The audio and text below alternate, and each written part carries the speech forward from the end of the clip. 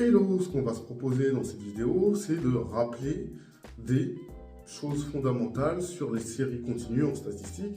Donc on va rappeler comment on calcule un mode, la médiane et la moyenne dans le cadre d'une série statistique qui est continue. Je sais que ça pose des problèmes pour les élèves qui sont en école de commerce ou à la fac, donc on va revoir ça. Donc nous, sur les séries statistiques continues, on va rappeler comment calculer le mode, la médiane et la moyenne. Donc on va faire un petit exercice, mais ça on va le faire après. On nous dit, on a un échantillon des montants payés en euros dans un parking parisien ce samedi après-midi, avec les prix payés ici, les effectifs. On nous demande de donner le mode, la médiane et la moyenne. Et donc on va rappeler comment on calcule ces trois éléments qui sont des valeurs de tendance centrale. Et donc le mode, si on commence par le mode, il se définit comme la valeur qui apparaît le plus de fois.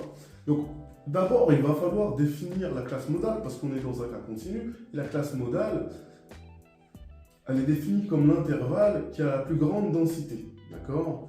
C'est-à-dire qu'on va faire une densité évidemment de population entre guillemets avec les effectifs. Et le mode, comment il se calcule ? On dit que c'est M plus A facteur de N1 sur N1 plus N2. Et du coup, il va falloir que je définisse les paramètres M, A, N1 et N2. En fait, le petit m, c'est la borne inférieure de la classe modale. D'accord ? Ici, borne inférieure de la classe modale. A, ça va être quoi ? Ça va être l'amplitude de la classe modale, c'est-à-dire la taille de la classe modale. N1, ce sera la différence entre l'effectif de la classe modale et celui de la classe précédente. Et N2, ce sera la différence entre l'effectif de la classe modale et celui de la classe suivante. On revient à l'exercice du coup, et on nous avait demandé de calculer le mode, tout simplement. Et je vois, d'accord, j'ai toujours le tableau, j'ai repris là, ici, tout simplement. Et moi, la classe modale, elle est où ? Où j'ai la plus grande densité, sachant que chacune des classes, vous voyez, son amplitude, elle est de 0,5, d'accord ? L'écart, à chaque fois, il est de 0,5. Donc, pour chacune des classes, j'ai la même amplitude. Donc là, j'ai simplement à regarder où l'effectif est le plus important. Et c'est ici. Donc, la classe modale, ce sera l'intervalle 1 inclus 1,5 exclu. D'accord ? Donc, on remarque que la classe modale est l'intervalle 1 inclus 1,5 exclu. Et cette classe modale a une amplitude 0,5. Maintenant, pour pouvoir calculer le mode, je vais appliquer la formule. La formule, elle est affichée juste en dessous également, donc il n'y a pas de souci. Donc, le mode, c'est égal au mode évidemment, donc c'est égal à M. Qu'est-ce qu'on avait dit ? M, c'est la borne inférieure de la classe modale, plus A, c'est-à-dire l'amplitude de la classe modale, fois N1, la différence entre l'effectif de la classe modale et de la classe précédente, sur N1 plus N2. Et N2, on a dit que c'était l'effectif de la classe modale moins l'effectif de la classe suivante. Donc, si on regarde bien, M, borne inférieure de la classe modale, ça vaut 1, d'accord ? Ensuite, l'amplitude de la classe modale, elle est de 0,5, parce que si je fais 1,5 moins 1, ça me fait 0,5. NA, on a dit que c'était l'effectif de la classe modale moins celui de la classe précédente, c'est-à-dire 43 moins 9, donc je le reporte aussi ici. Et N2, on a dit que c'était l'effectif de la classe modale moins l'effectif de la classe modale suivante, c'est-à-dire 43 moins 23. Et quand vous faites le calcul, ça vous fait à peu près 1,315. D'accord ? Et c'est normal que le mode se situe dans la classe modale, bien évidemment. Donc, voici un exemple de calcul du mode. Maintenant, on va passer à la moyenne. Donc la moyenne, on peut donner la formule comme ça, elle est souvent notée x bar. Donc on peut dire 1 sur grand N, somme des xi et i. Écrit comme ça, il faut bien définir ce qu'est le grand N, ce qu'est le xi avec le point et le li. Donc le grand N, c'est l'effectif total. D'accord ? Pas de sujet. Le petit n, ici, ce sera le nombre de classes. Donc, s'il y a 5 classes, je sais que j'aurai 5 additions de cette manière. D'accord ? Ça n'a pas trop d'importance. Le xi, c'est le centre de classe, c'est-à-dire le milieu de votre intervalle. D'accord ?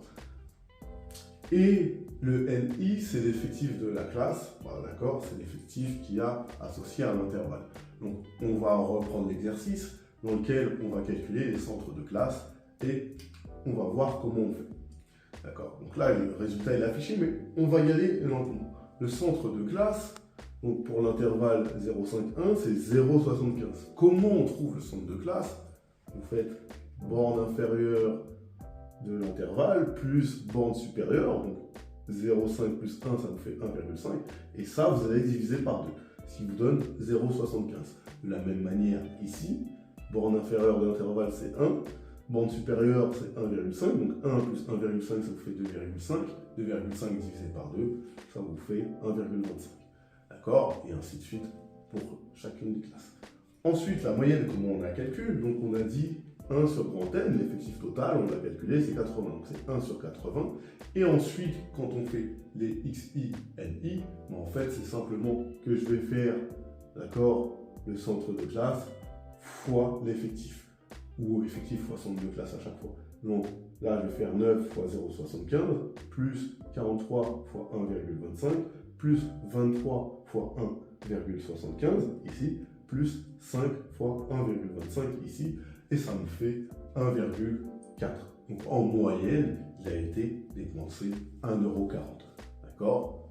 Dans ce parking sur ce samedi. Donc voilà, c'est assez simple de calculer la moyenne dans le cas continu. Il faut juste déterminer les centres de classe. Il n'y a rien de compliqué. D'accord?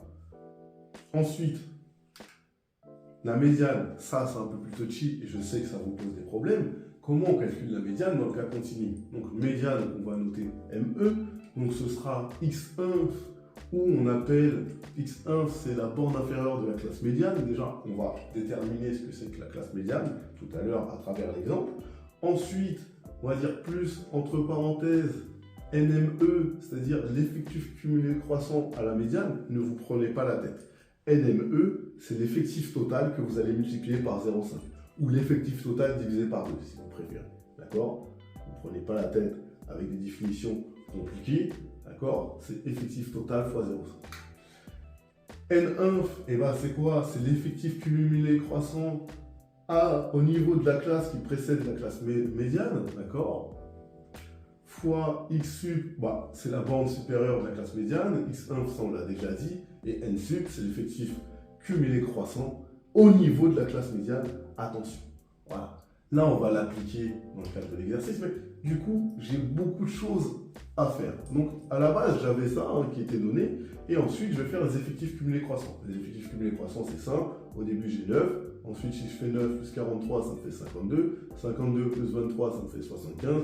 75 plus 5, ça me fait 80. D'accord? Là, j'ai les effectifs cumulés croissants. Comment je détermine la classe médiane?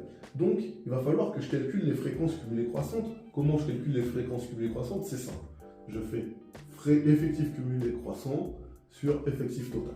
D'accord? Ça, il n'y a pas de sujet, c'est pas compliqué à faire. D'accord? Donc, 9 sur 80, ça me fait 0,1125. Après, j'ai multiplié par 100 pour mettre en pourcentage. D'accord? Il n'y a pas de sujet. Donc ici, ça me fait 11,25%. Ok, très bien.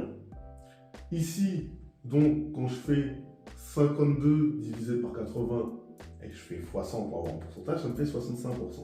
Donc, je sais que ma classe médiane, elle sera ici. Pourquoi? Parce que la médiane, c'est quand j'ai 50% des valeurs qui sont inférieures.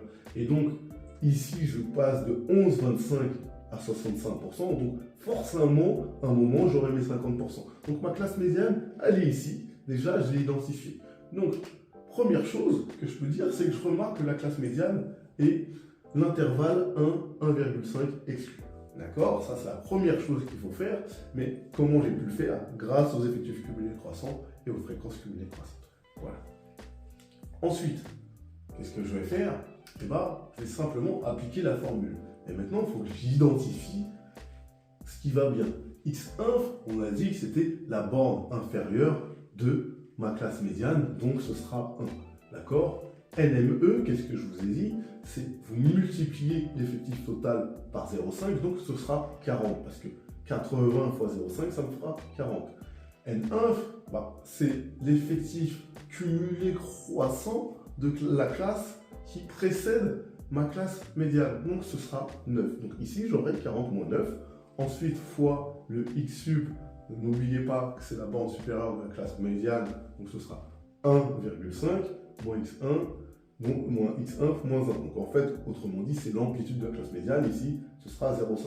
D'accord? Donc ça me fera évidemment 1,5 moins 1, ça fera 0,5. Ensuite, j'ai n sub. Attention, le n sub, c'est l'effectif cumulé croissant au niveau de la classe médiane. Donc ce sera 52. D'accord? Et N1, on sait que c'est 9, d'accord? Et du coup, j'ai plus qu'à appliquer. Et quand j'applique, simplement, qu'est-ce que ça me donne? Ça me donne 1,36, d'accord? J'ai remplacé par les valeurs, je répète, le X1, c'est la borne inférieure de la classe médiane, donc c'est 1, qu'on retrouve ici. Le NME, c'est l'effectif total fois 0,5, donc c'est 40. Le N1, c'est l'effectif cumulé croissant de la classe qui précède la classe médiane, donc ce sera 9. Ensuite, ici, on a dit x sub moins x1, donc c'est borne supérieure de la classe médiane moins borne inférieure. Donc on a 1,5 moins 1. Et je répète, encore une fois, le n sub, c'est l'effectif cumulé croissant au niveau de la classe médiane, c'est-à-dire 52, moins 1, donc moins 9. Et tout ça, ça me donne 1,36. Et donc la médiane est de 1,36 €.